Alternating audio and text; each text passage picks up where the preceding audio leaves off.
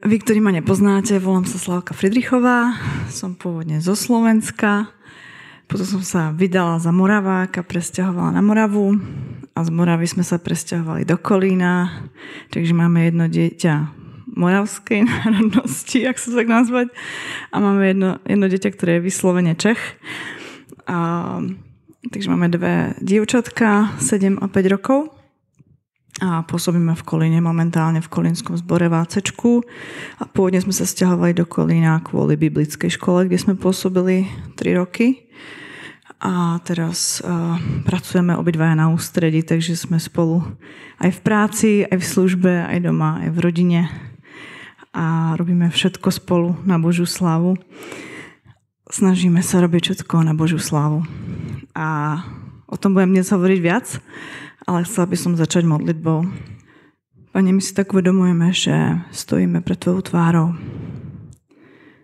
a že neexistuje ani myšlienka, ani motív, ani slovo, ani skutok, ani krok, ani jeden vlás na našej hlave, ktorý by spadol bez toho, aby si o tom vedel, aby si to počul, videl, aby si bol v tom s nami. A vieme, že chceš byť s nami.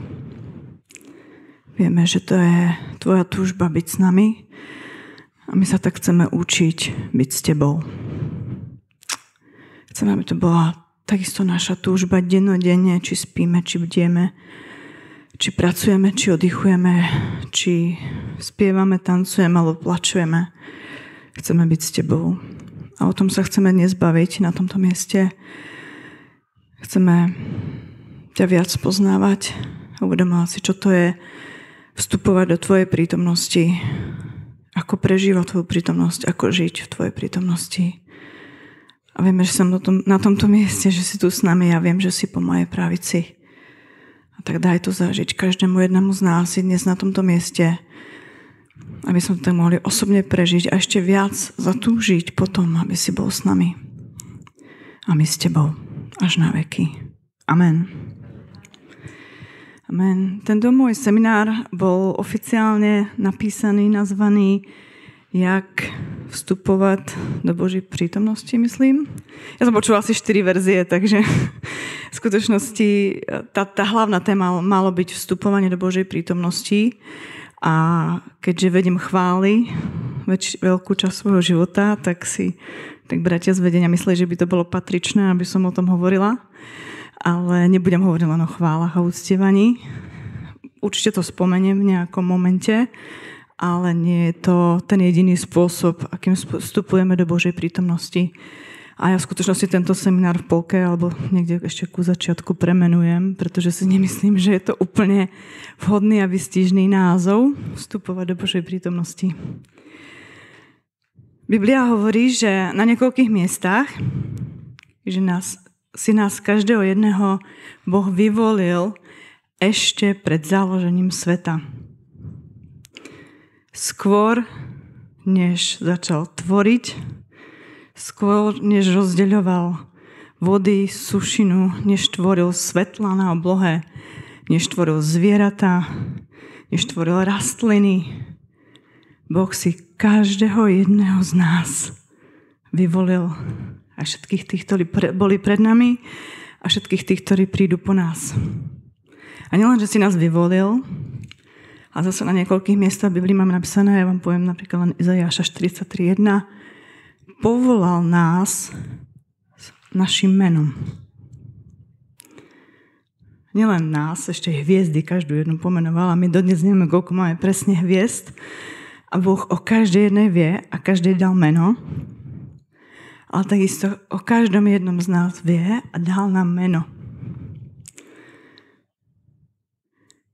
My sme mali nedávno taký rozhovor s našimi dcérami. Oni totiž to poznajú, tie príbehy, ako sme im vybrali mená, a to ja to teraz nebudem rozvádzať. Ale sme sa o tom s nimi niekoľkokrát bavili, že majú vybraté mená, že sme sa na tom státom zhodli a ako vlastne ten príbeh prebiehal. A potom sme si raz večer čítali ten veršík práve a povolal som ťa tvojim menom. A ja som im to sa snažila vysvetliť, že Pán Boh ich poznal podľa mena skôr, než sa narodili. Že ich povolal podľa mena. A teraz vedem, to začalo tej staršej šrotovať v hlave. A hovorím, mami, a to potom nie ty si mi s tátom vybrala meno. To mi Pán Boh vybral meno. A tebe to len povedal. A je to tak. Nejakým spôsobom Pán Boh vedel, aké meno vy dáte svojim deťom. A povolal ich podľa tohto mena. Povolal nás podľa tohto mena. A viete prečo? Pretože chce byť s nami.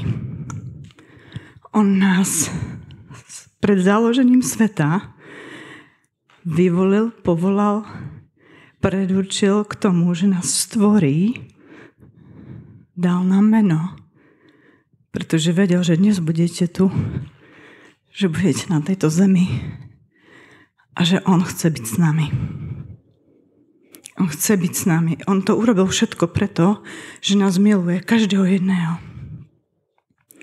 A keď len toto si uvedomíme, tak by nám to malo stačiť na celý život, že aj my chceme byť s ním. Aj my chceme byť s ním. A tu by som mohla skončiť. Mohli by sme sa ísť modliť a hľadať Božiu tvár a hľadať jeho prítomnosť. Ale ešte pár vecí predtým poviem. Okrem toho, že je to Boží zámer, že nás takto stvoril, že nás povolal, že si nás vyvolil, že nám dal meno, tak vlastne byť s Bohom je taký prirodzený zmysel nášho života. Keď to povieme, že chcem vstupovať do Božej prítomnosti, tak to pre mnohých znie strašne abstraktne a strašne duchovne. Ale v skutočnosti je to ten najprirodzenejší zámer nášho života. Je to tá najprirodzenejšia vec pre každého kresťana, každého, kto pozná Boha, tak jeho túžbou, čím viac ho poznáme, tým viac s ním chceme byť. Koľko z vás ste tu v manželstve už? Pamätáte si ten moment, keď ste sa zaľúbili, alebo to obdobie, keď ste sa zaľúbili a vlastne všetko, čo ste v živote robili, už stratilo taký nejaký zmysel a už ste chceli len tú jednu vec, byť s tým človekom. Až tak, že ste sa rozhodli, že my sa vezmeme a budeme spolu stále. A my sme s Martinom teraz spolu naozaj stále. Aj tu sme spolu, aj v práci sme spolu, aj doma sme spolu a je to skvelé. A my chceme byť spolu, pretože sa milujeme, pretože sa máme rádi, pretože sme do seba zaľúbení, pretože sa poznáme a máme toho človeka tak rádi, že s ním chceme byť.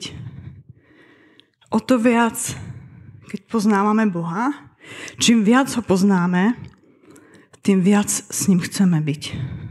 Pretože je taký, že naozaj, čím viac a lepšie ho poznáme, tým viac s ním chceme byť. Takže asi lepší názov tohto semináru by nemalo by to byť vstupovať do Božej prítomnosti, ale život v Božej prítomnosti. My chceme byť s Bohom stále. Keď sme povedali, áno, Pane, tu som, chcem ti dať svoj život, vstup do môjho života, chcem žiť pre teba, pracovať pre teba, slúžiť ti, tak sme povedali, my chceme byť s tebou stále. My chceme byť s tebou v tvojej prítomnosti stále. Čiže to nie je nejaký magický úkon, nejaká nadprirodzená záležitosť. Teraz ideme vstupovať do Božej prítomnosti, ale my chceme byť s Bohom stále. A k tomu, aby sme porozumeli viac, čo to znamená žiť v Božej prítomnosti neustále, tak si musíme uvedomiť jednu vec, že to nie je pocit. Ľudia, keď sa spolu do seba zaľúbia, ako som už spomenula, tak zo začiatku to sú také veľmi silné, intenzívne pocity, motýlky v bruchu a proste vidíte toho človeka, sa vám rozklepú kolená a vyschne v krku a rozmýšľate, čo poviete, čo nepoviete. Ale postupom času sa ten život, ako spolu žijeme, tak stane taký normálny. My spolu žijeme, my spolu varíme, perieme, staráme sa o domácnosť, o deti, sme jeden pre druhým nemocný, slabý, všelijaký. A je to taký normálny život v prítomnosti niekoho iného, ktorý vás pozná veľmi dobre. A je to slabý obraz, ale asi lepší nemáme. Aj Pán Ježiš a Boh pripodobňoval vlastne cirkev a jeho vzťah k cirkvi manželstvu. To je asi ten najväčší príklad, aký máme toho vzťahu, ktorý medzi nami je s Bohom. Ale my sme spolu, aj keď momentálne necítim nejaké motýle v bruchu. Aj keď sa mi neklepú kolena, možno, že hej, ale z niečoho iného teraz. A aj keď sa mi nepotie ruky, alebo proste neprežívam nejakú extázu, my žijeme spolu.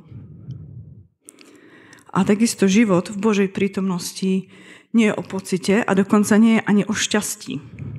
V dnešnej dobe sa strašne dáva dôraz na to, že človek musí byť šťastný, že to je ako keby cieľom nášho života.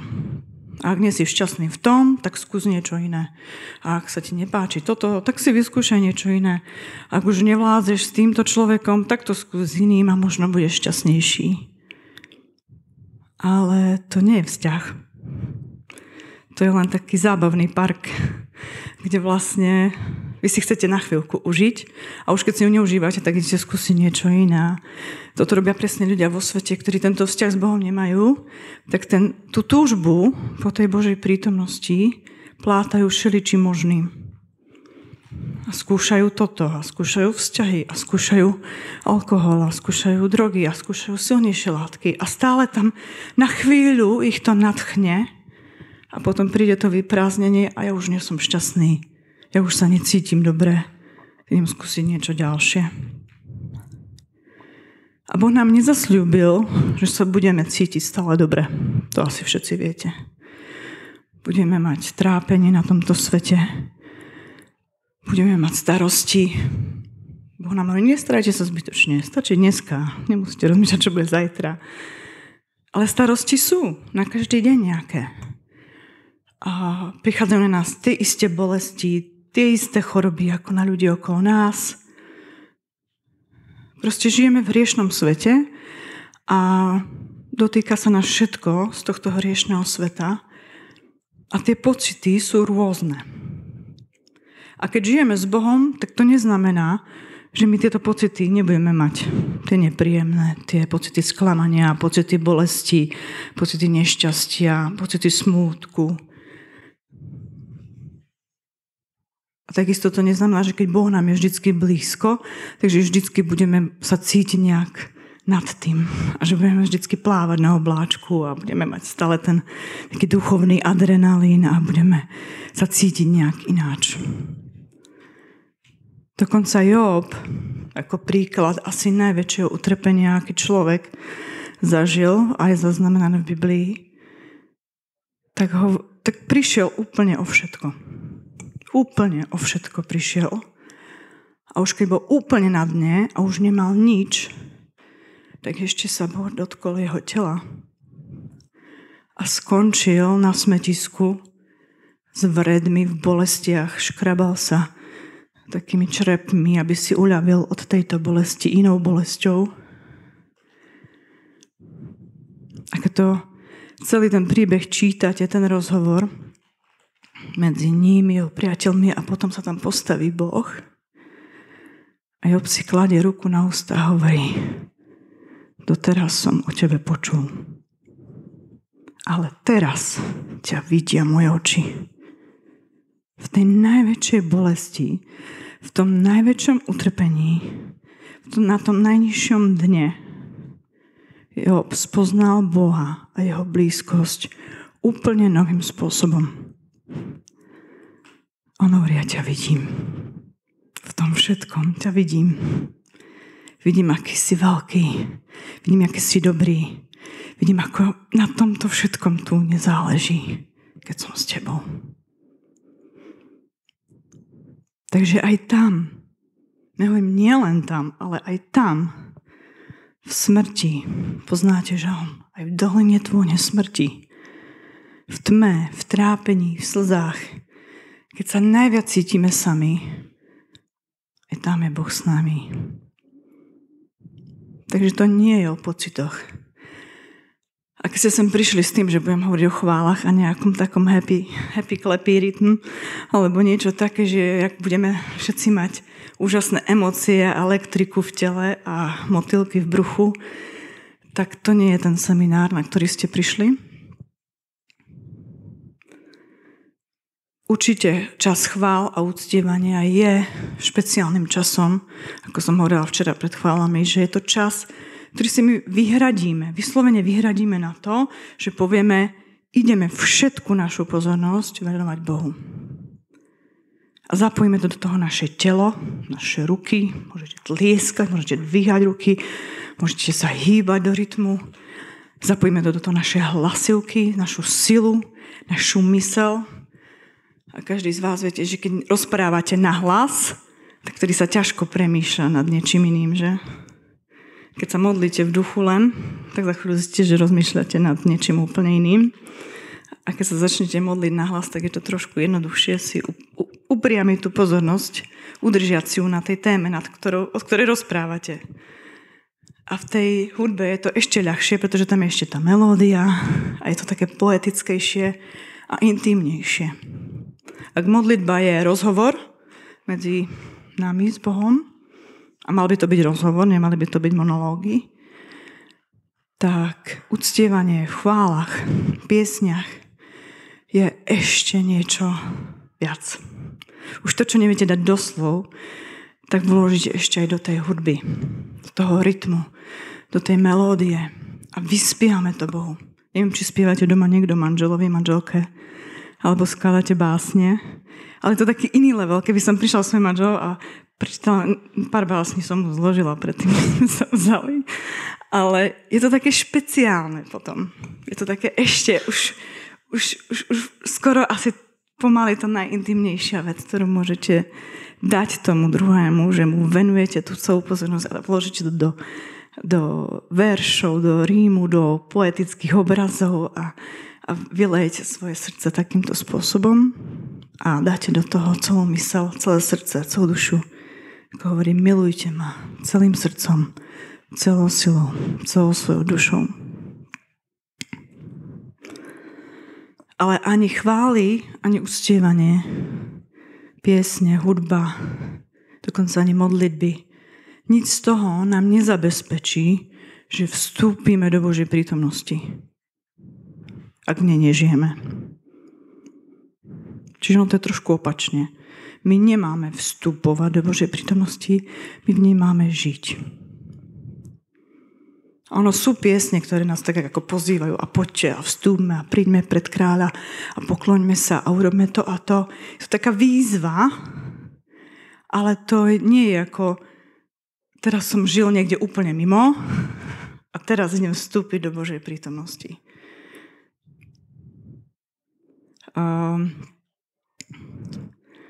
Možno ste si všimli, že sú také kresťania, ktorí sú ako keby kresťania na polovičný úväzok. A občas sa stane, že im zavoláte a zistíte, že majú ten deň voľna. A že rozprávajú ináč, žijú ináč.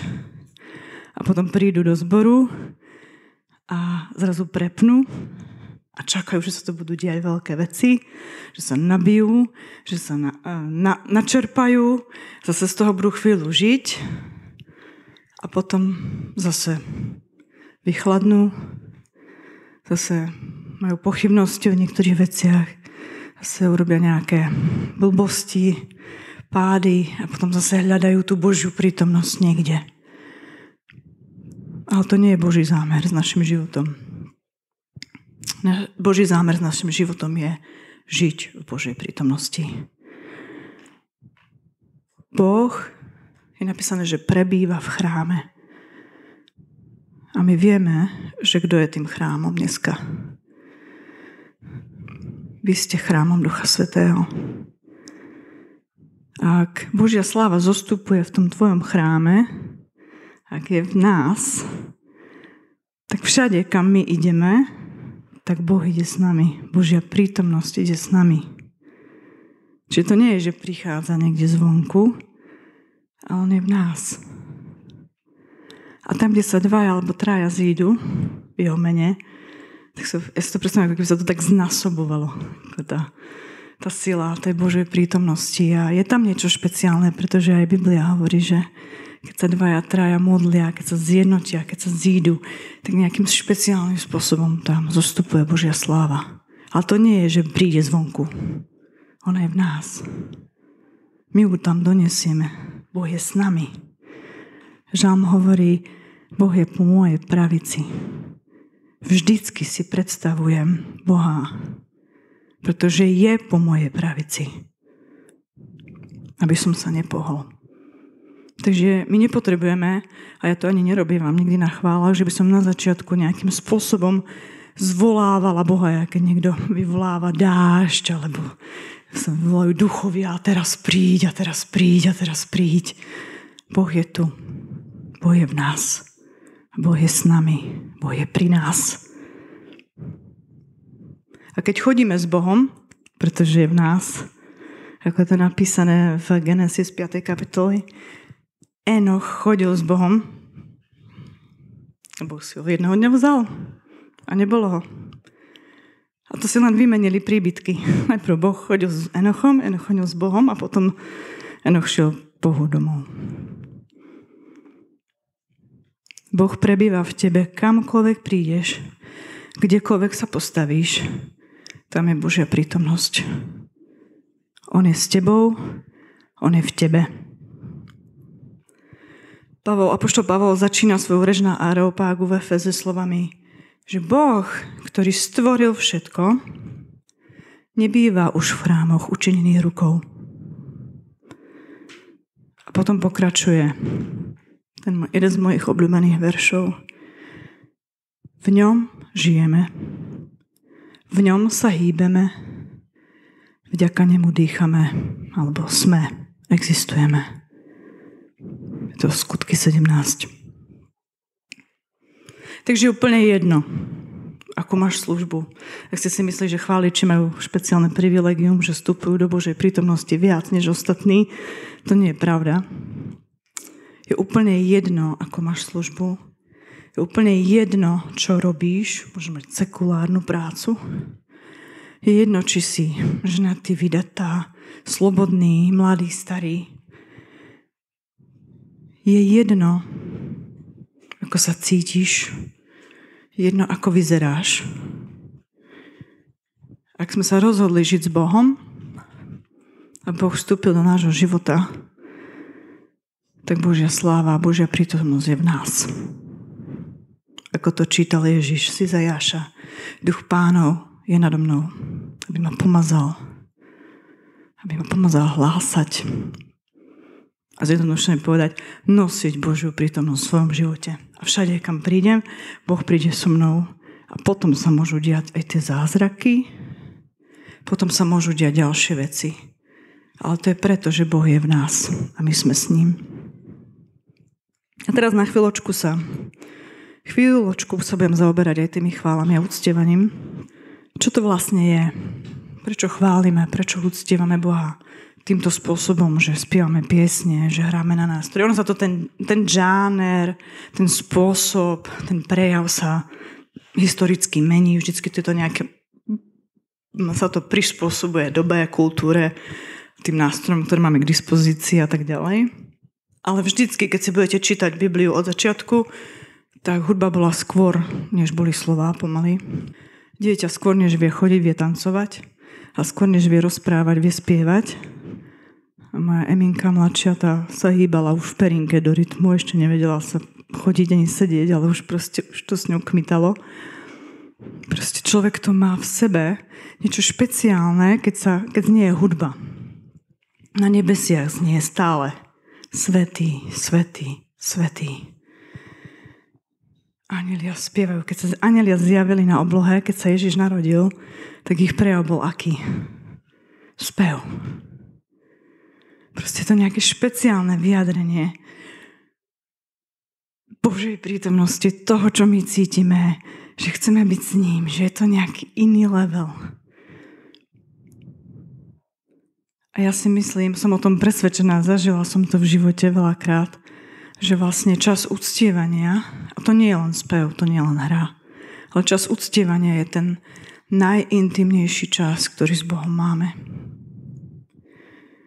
Je to ten čas, kedy odkryjeme všetko. Dáme všetko. A to je jedno, či máte hlas, nemáte hlas. Viete spievať, neviete spievať. Viete hrať na nejaký nástroj, alebo nie.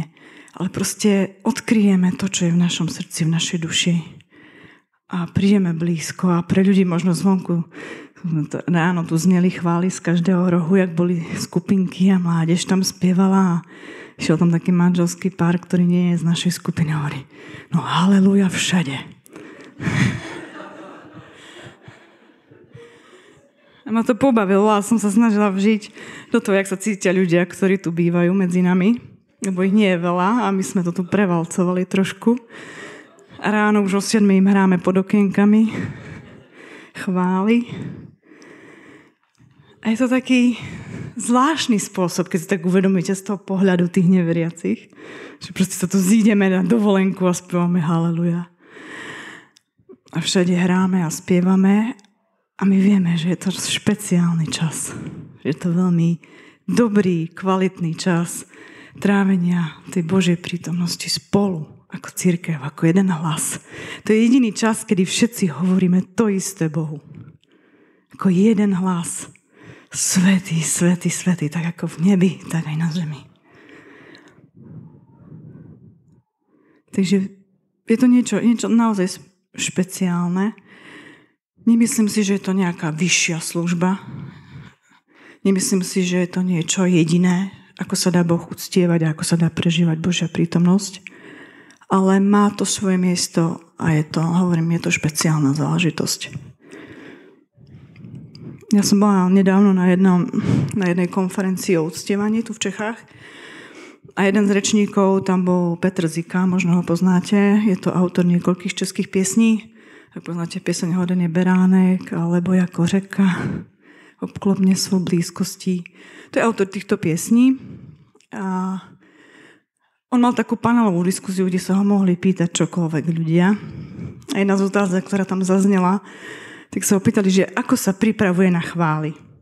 A to je veľmi vtipná otázka voči Petrovi, pretože Petr je známy v Čechách tým, že s ním nemôže v chválospevovej skupine hrať hocikto, len človek, ktorý pozná minimálne 60 piesní, pretože on si ich nepripravuje dopredu. Chudáci technici. Ale Peter proste chce mať tú slobodu, že keď sem príde a Duch Svätý mu niečo povie, tak on vybere podľa toho pesničku a kým skončí tá jedna, tak z toho, ja to nazývam rybníček, z toho rybníčka tých 60 piesní vyberie ďalšiu pesničku.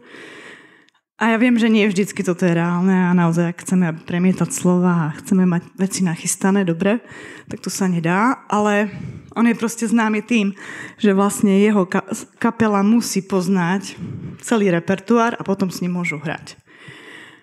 Takže otázka, jak sa pripravuješ na chvály, bola veľmi vtipná v tomto kontexte a som bola zvedavá na jeho odpoveď.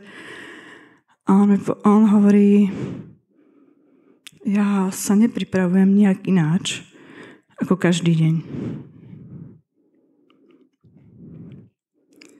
A hovorí, ak ty budeš tráviť čas o samote s Duchom Svätým, tak Duch Svätý bude s tebou, aj keď budeš stať na pódiu. Duch Svätý bude s tebou, aj keď budeš kázať. Duch Svätý bude s tebou, aj keď budeš rozprávať sa s ľuďmi. Na to netreba žiadnu špeciálnu prípravu. Na to treba žiť v Božej prítomnosti. A ja som mala podobnú skúsenosť. Som bola povolaná do chvál asi v 16 rokoch a vedela som, že to bude moja služba nejakým spôsobom. A zhruba od 18-19 rokov som už potom aj viedla chvály. A v jednom momente som mala v noci nočné videnie, čiže sen, ktorý som vedela, že nie je snom, že je to videnie. A videla som samu seba, ako sa modlím v komórke.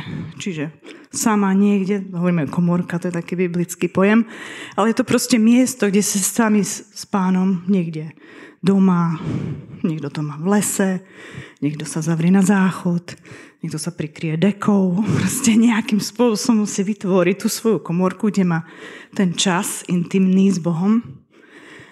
A ja som videla samú seba, ako trávim čas s Bohom v komórke, uctievam Boha.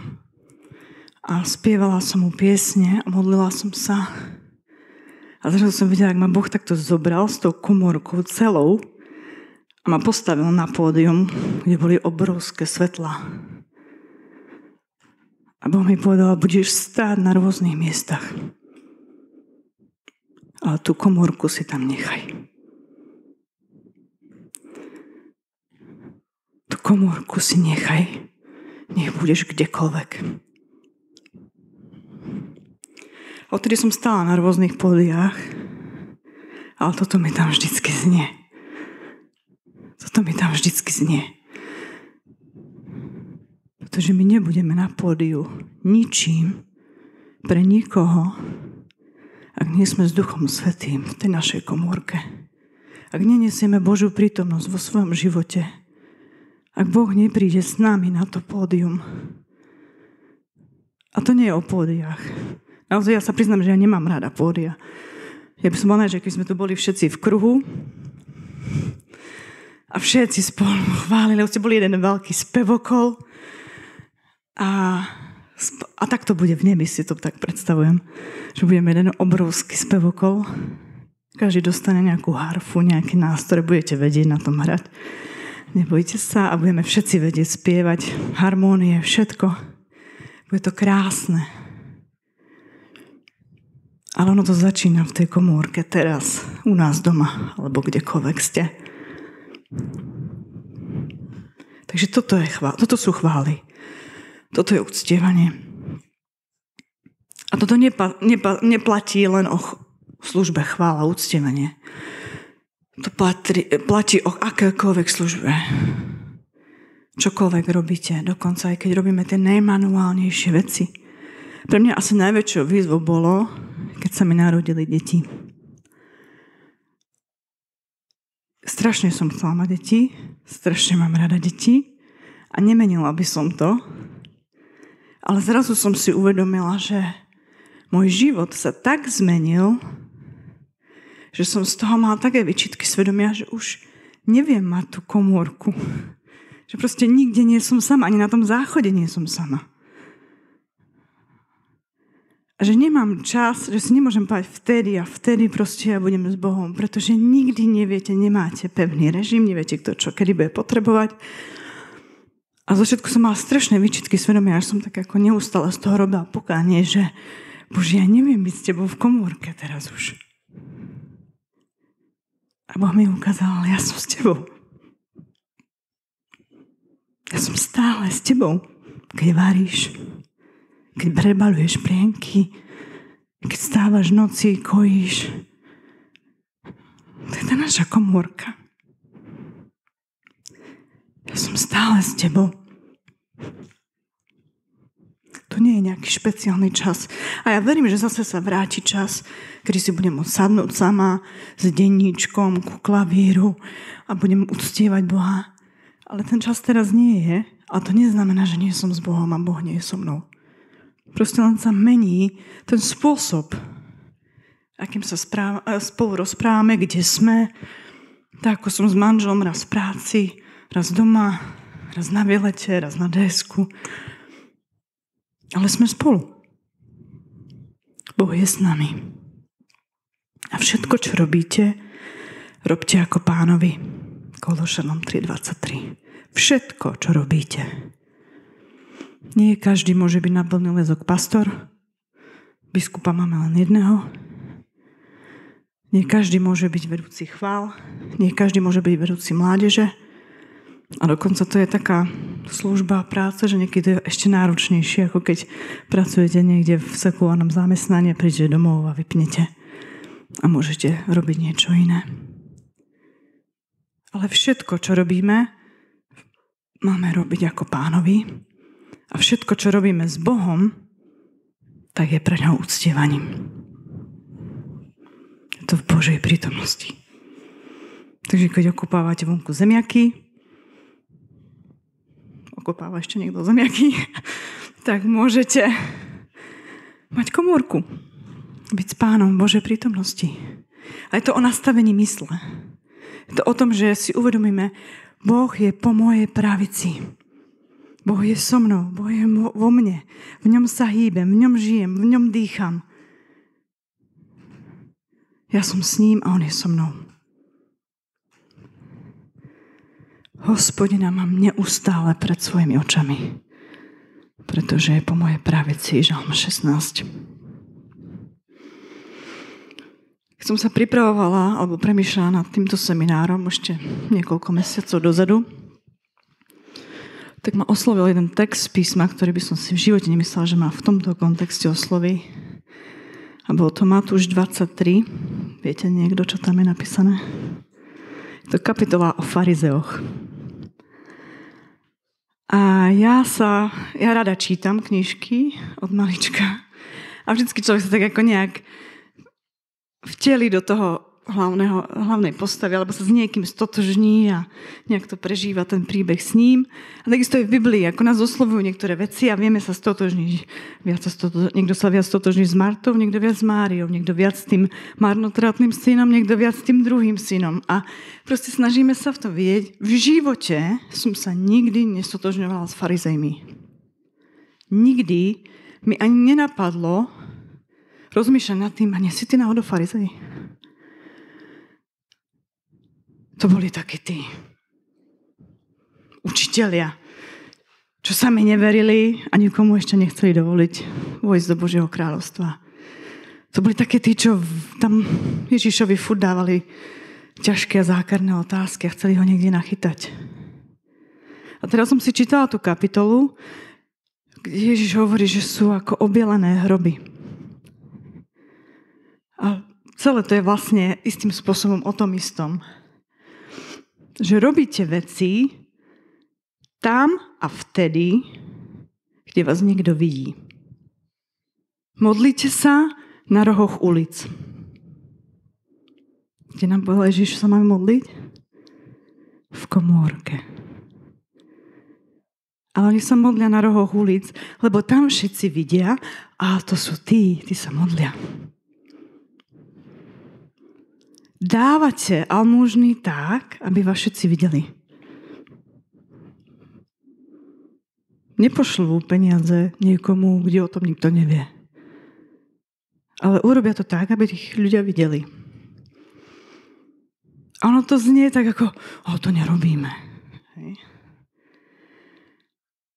Viete, koľkokrát za tie roky, čo vedem chvály, som sa stretla s ľuďmi, ktorí uctievali Boha. Uctievali, dám do úvodzaviek, len keď stáli na pódiu. Nikdy inokedy som ich nevidela zdvihnúť ruku k Bohu, len keď stáli na pódiu. Keď stáli v hľadisku, tam spievajú na pódiu. Keď budem na pódiu, budem aj ja spievať. A to si už vôbec neviem predstaviť, že by uctievali Boha doma, v komórke, kde ich nikto nevidí.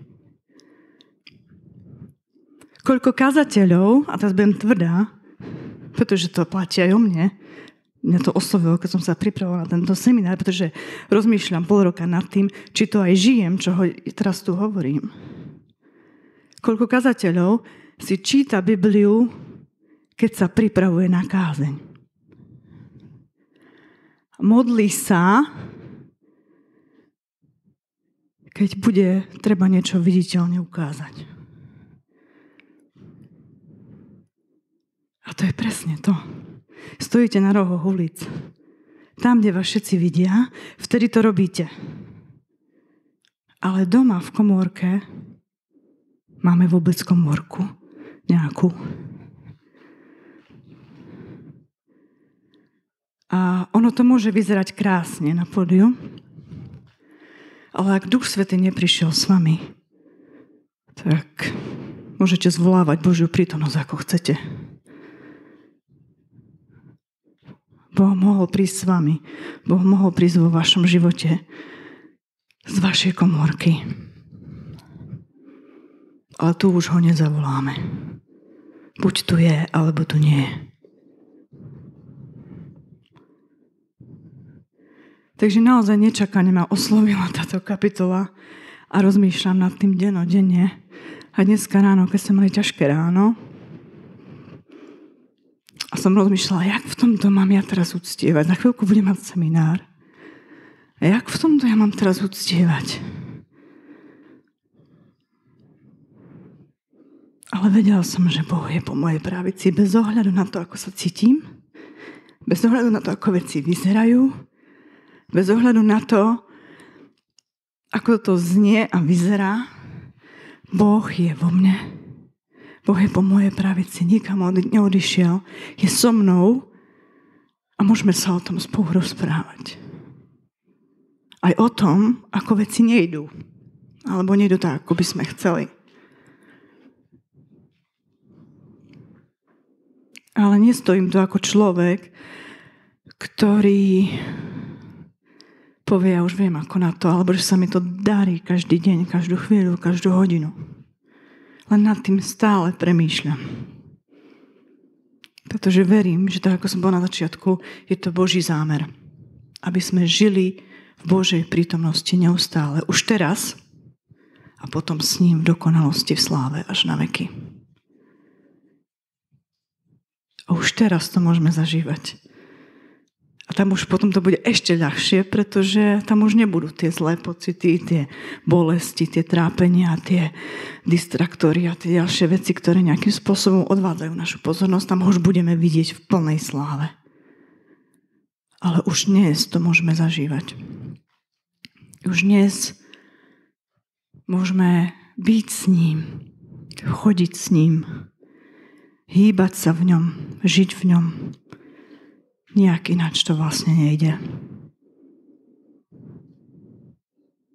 Takže ja by som teraz tu skončila so slovami. A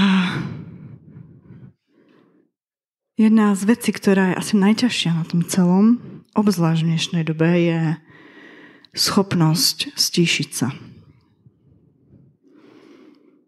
Tá komórka väčšinou je najväčšou výzvou v tom, že stále sa niečo okolo nás deje a keď nie je okolo nás a v nás, tak tu a tam obrazovky všade, notifikácie všade a stále na nás niečo útočí a premýšľame nad povinnosťami, nad vecami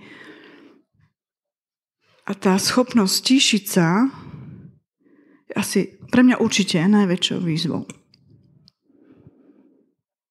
Ja keď si kľaknem, ja nemôžem mať komórku u nás doma, pretože v tom momente vidím všetok prach, všetky pavučiny, spomenie si, že tam ostalo toto, tam ostalo tamto, tam tá dcera nechala tamto by sme mali dať do školy a stále niečo.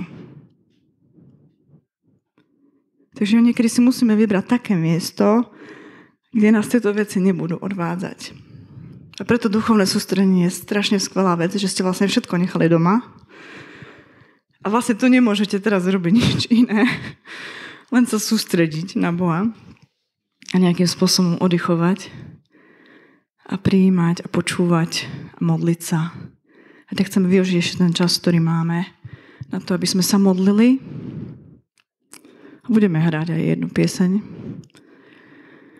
A môžete uctievať, môžete spievať, môžete kľačať, môžete stáť, môžete sedieť, môžete ležať, môžete mať otvorené oči, zatvorené oči, dvihnuté ruky, mne je to jedno.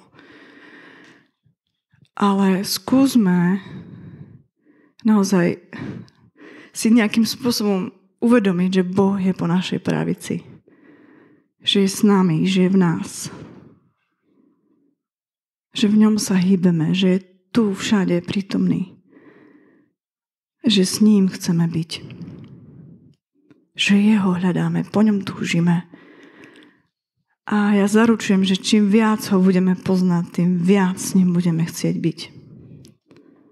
To je na 100%. Proste on je taký, že s ním každý chce byť.